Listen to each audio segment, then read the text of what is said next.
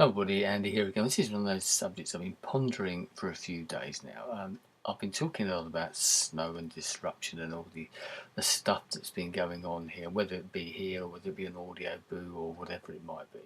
And we've had this sort of spell of weather here for some time now. It's been slightly intermittent, but I know in some areas it's been pretty well constant since the beginning of this month or even before that, actually. But over the past few days, it seems to have really hit home, I think. Whether that's because the problems have really sort of sunk further south, and the southeast has suffered these problems with problems at Gatwick Airport and Heathrow Airport and around London. It's always that way, isn't it? It's sort of we're very London and southeastern centric. At the beginning of the month, they had terrible problems in Scotland and the north east of England, certainly. And yes, it was reported on the news and all that type of thing as well. But I don't think it had quite the effect, or maybe the questions weren't asked quite as much as what they are now. Well, it could possibly be that there's actually a build-up. We've had that spell, we've now got another spell, and nothing's really changed. And there's all these questions about being asked about why does Britain come to a standstill when we get a few inches of snow and all these things. It's questions that come about every time we have any type of extreme weather, whether it, especially snow, because that seems to be the one that really affects us. Yes, we get bad rain, we've had extreme weather conditions with flooding and things like that as well, and with wind, knocking down trees and all that type of stuff as well. But it's always the snow that affects things far more. And there's been a huge media interest in this, and there's been scaremongering stories about food running out, and the country sort of becoming a third world country, that type of thing. People becoming homeless in airports, which I think is a bit rich when you've got people sleeping on the streets in sub-zero temperatures. These people in airports aren't homeless at all. They're in somewhere, yes, but they're going hopefully trying to get somewhere else. But that's another story for another time, maybe. I don't know, maybe even later in this video, which could turn into quite a long one. But the thing that gets me, I heard a very good thing on the radio the other day, because there's been so much discussion. As I said, you talk to people in the street, you bump into people. Weather's one of those things that for people outside the UK, weather is that huge topic of conversation. I went out for a walk with my camera on Sunday and meeting people in a little local park around the corner from me. A few people walking their dogs, and I got talking to the people in there as I was taking my photographs, and we got talking about this. Inevitably, the topic of conversation became the weather, how cold it was, the conditions underfoot, how people were coping, blah blah blah, all that sort of stuff. How bad, oh dear, isn't it bad, and is this going to last till Christmas, and how it's affecting me, and I can't do this, and we can't do that, and I can't get hold of that, I can't do this.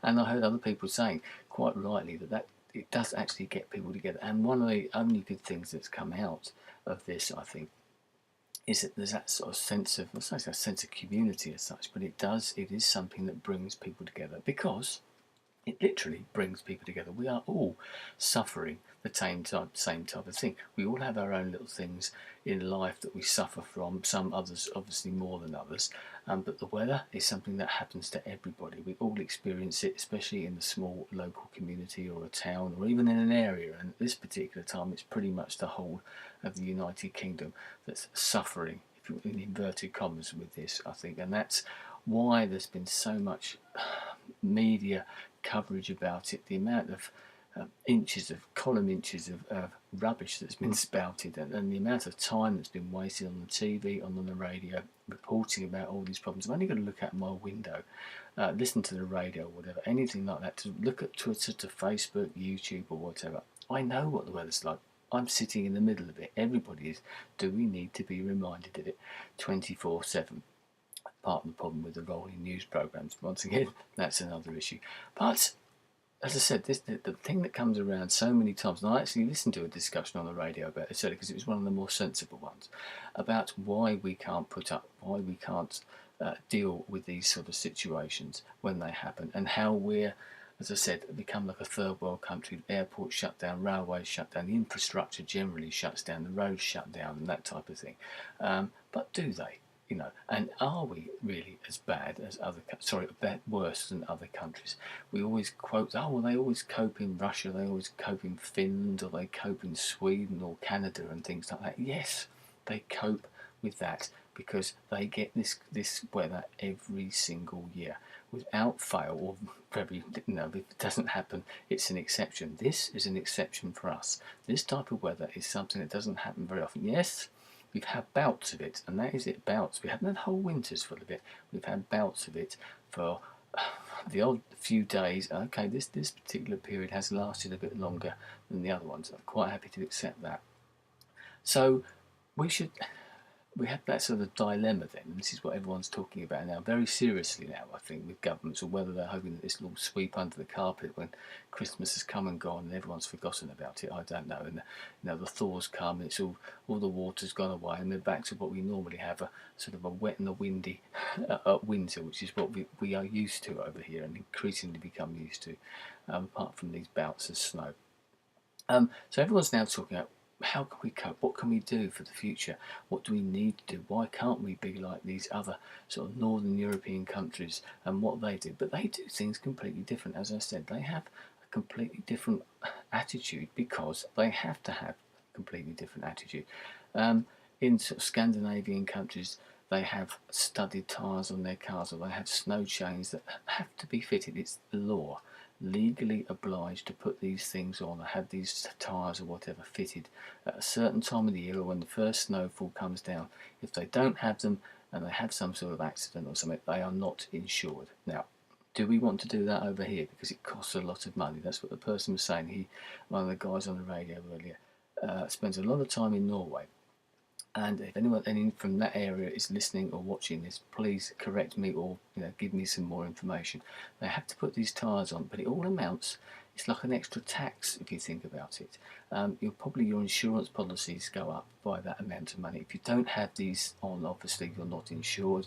And then they had an extra tax because by using these tyres, sort of global warming sort of CO2 emissions go up, and they had to start taxing people to compensate for that, and it costs money. Now, I heard someone on the radio saying this morning that they would happily pay more in tax if we were better prepared, and they put money aside in contingency funds, or to fund or put into a fund for extreme weather like this sort of snow. We have more snow ploughs, or we have far more reserves of grit or salt or whatever it is, snow ploughs, as I said, things in airports, de-icing equipment, all of those myriad of different things.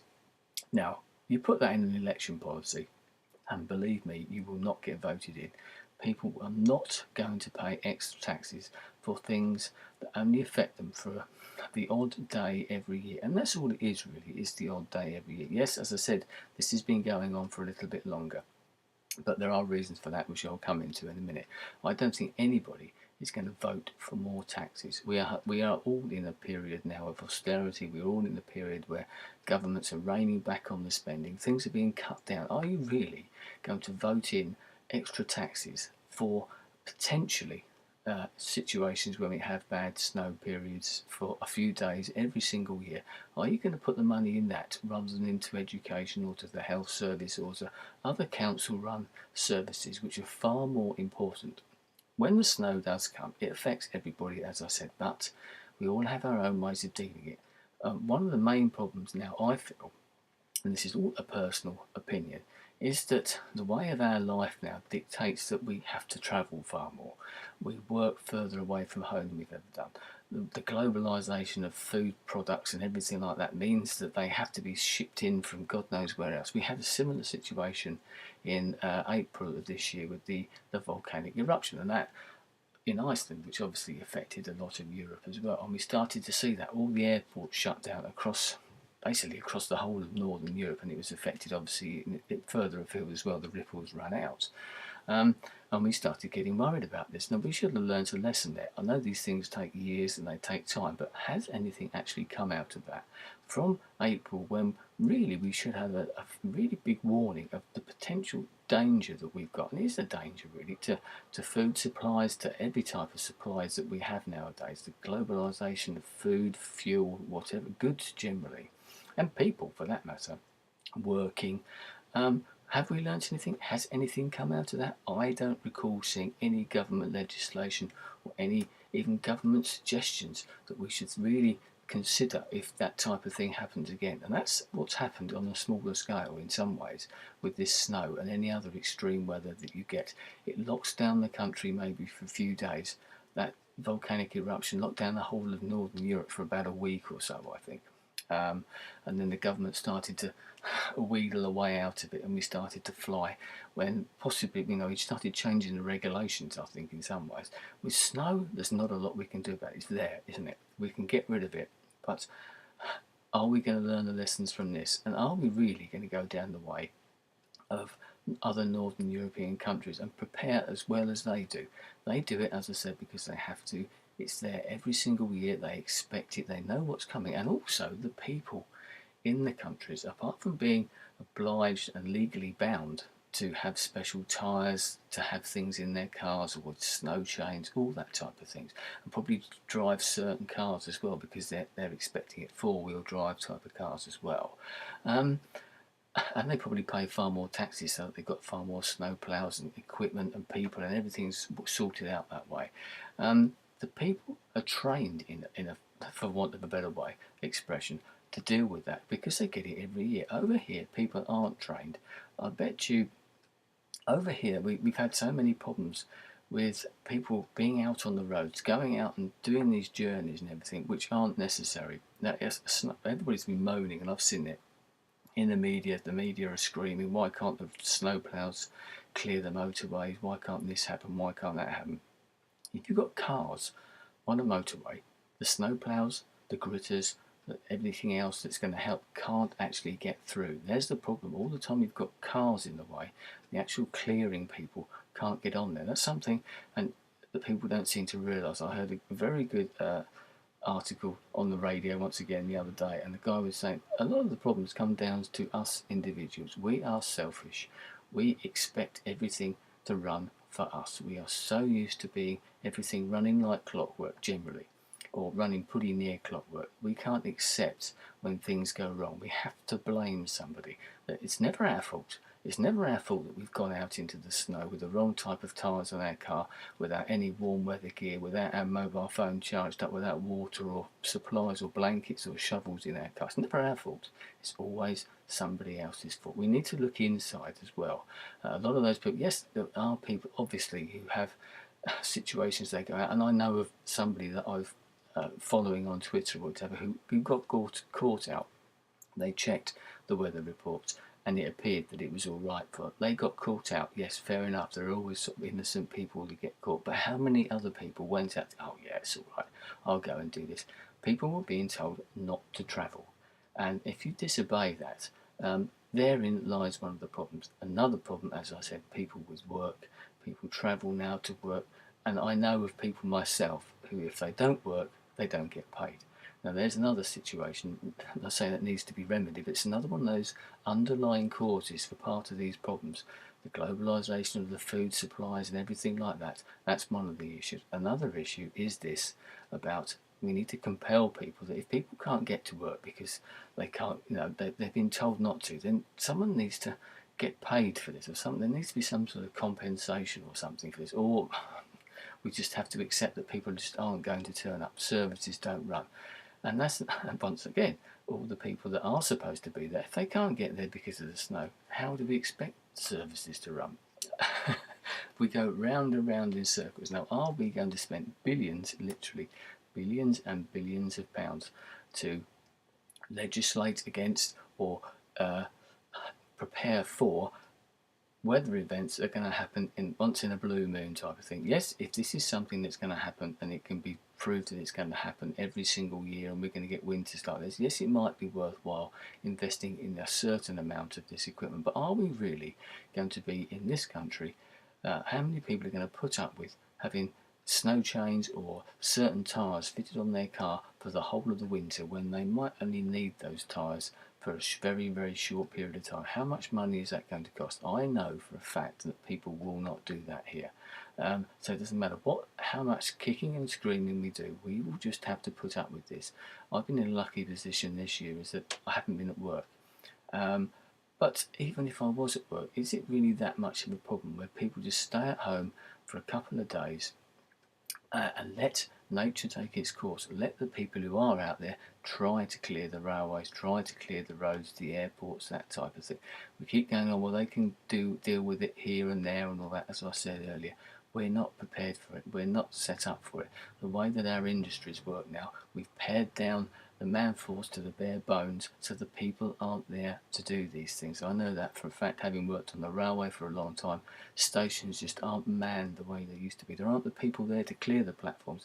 There aren't the people there to give out information. There aren't the people in the control centres to try and process this information, to sort it out. It's so fragmented now, which I've mentioned in audio books about the last period of snow. The railway, as an example, is so fragmented, it doesn't talk to each other. It's not set up in that way. Another one of those fundamental problems that needs to be looked at, another one of those underlying causes. Everything needs to be joined up, and it isn't joined up at the moment. It's fragmented. If they really want to get a hold of this, they need to sit down with everybody and legislate for this and make sure everybody understands exactly what they're doing, have a joined up policy, everybody talking to each other, not just at this time, but all the time. And all the time you've got businesses running, competing against each other, then it's not going to be an easy way to do it. As I said, we haven't learnt any lessons from what happened with the volcanic eruption. Nothing appears to be being done. If it is, I'm quite happy to sit here corrected and to be told that things are being put in place or discussions are taking place. But I have seen absolutely nothing, and I suspect it's just a lot of people talking a lot of hot air at the moment, and nothing actually will come of this in the future. So there you go, a bit of a rant, because one of those things that annoys me actually, because we run ourselves down. Something else someone was saying, we run ourselves down all the time. We've actually coped pretty well, I think. Yes, there are problems, but they are problems that are inherent because of the way that our country is run, the way that our country was set up, especially the things with the roads, the railways, that type of thing. We will not be able to improve them without millions and billions of pounds, which we are not going to be prepared to spend. We need to, if we are going to take this seriously, we need to have a really big fundamental look at this. Start at the bottom and be serious about it. But I know what will happen. If the present government was to decide to do that, the next government will come in and cut all that spending down. It will not happen because we don't suffer these conditions all the time. If we did, it'd be a no-brainer because we would have to do it. At the moment, we don't have to do it.